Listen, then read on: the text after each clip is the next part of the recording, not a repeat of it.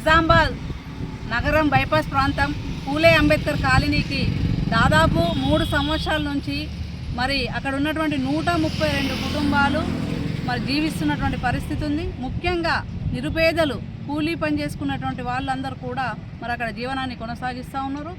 గత రాష్ట్ర ప్రభుత్వం టీఆర్ఎస్ ప్రభుత్వం ఉన్నప్పుడు డబుల్ బెడ్రూమ్ ఇస్తామని చెప్పేసి మరి మోచేతికి బెల్లం పెట్టి చూపించినటువంటి పరిస్థితి ఉంది. మరి ఇప్పుడు కాంగ్రెస్ పార్టీ అధికారంలోకి వచ్చి 2.5 సంవత్సరాలుగా కావస్తూ ఉంది. మరి వీళ్ళు కూడా పక్కా ఇండ్లు ఎక్కడైతే నివాసం ఉంటున్నటువంటి పేదవాళ్ళు ఉన్నారో ఆ స్థలాలలోనే మేము ఇందిరం ఇల్లు కట్టిస్తామని చెప్పేసి మరి చెప్పడం అనేది జరుగుతూ ఉంది. రాష్ట్ర ప్రభుత్వానికి అనేక దఫలుగా మహేష్ గౌడ్ గారికి కానీ, సీతక్క గారికి కానీ, షబ్బీర్ అలీ గారికి అట్లాగే నిజామాబాద్ జిల్లా ప్రజాప్రతినిధులకు నోడా చైర్మన్ కానీ ఇక్కడ ఉన్నటువంటి జిల్లా అధికారులకు అందరికి కూడా మెమోరాండాలు ఇస్తూ వీళ్ళందరూ కూడా విన్నవించుకోవడం అనేది జరిగింది. గత ప్రభుత్వాలు చేయనటువంటి పనులు మీరు ఇప్పుడు ఏదైతే కాంగ్రెస్ పార్టీ అధికారంలోకి వచ్చిన తర్వాత అది చేసే విధంగా చర్యలు తీసుకోండి.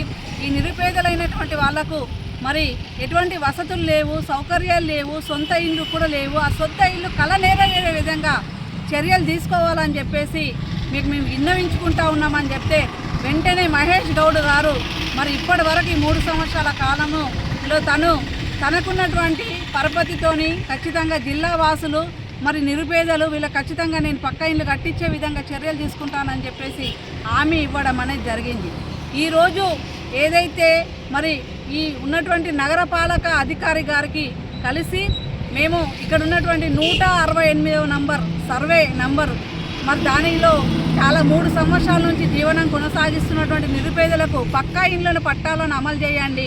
ఇందిరమ్మ ఇండ్లను బీసీలకు 5 లక్షలు, ఎస్సీలకు 6 లక్షల రూపాయలను మంజూరు చేసి ఆ ఇండ్లను కూడా వాళ్ళ సొంత ఇళ్ళ కళను నెరవేర్చే విధంగా మీరు చర్యలు తీసుకోవాలని చెప్పేసి ఒక మెమోరాండం ఇవ్వడం అనేది జరిగింది. బహుజన లెఫ్ట్ ఫ్రంట్ ఆధ్వర్యంలో మరి ఈ మెమోరాండం ఇవ్వడం అనేది జరిగింది. భవిష్యత్తులో మరి ఇటువంటిది మెమోరాండాలు కాకుండా ఖచ్చితంగా పక్కా ఇండ్లను కట్టించి ఉన్నటువంటి ఆ ఇండ్లను శంకుస్థాపన చేసే విధంగా అధికారులు ముందుకొచ్చి మరి ప్రజాప్రతినిధులు కూడా నిలబడి వీళ్ళందరికీ తొందరగా పక్కా ఇండ్లను కళను నెరవేర్చే విధంగా చర్యలు తీసుకోవాలని చెప్పేసి రాష్ట్ర ప్రభుత్వానికి, జిల్లా అధికారులకు, ప్రజాప్రతినిధులకు కూడా నేను డిమాండ్ చేస్తూ ఉన్నాను. ఈ శాంతకి ఏం మాట్లాడుతుంది చూడు. నాకు రాదు.